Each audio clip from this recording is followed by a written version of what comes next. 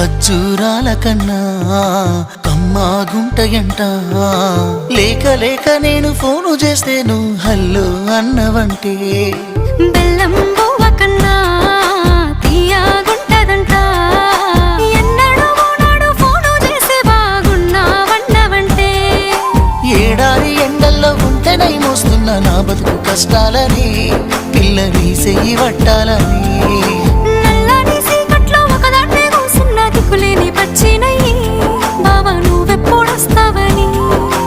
ఏళ్ళైపోతుందే పిల్ల ఎన్నెలొచ్చింది మన బతుకులా. ఏలైపోతుందే పిల్ల ఏలు వట్టంగా వస్తున్నాగా.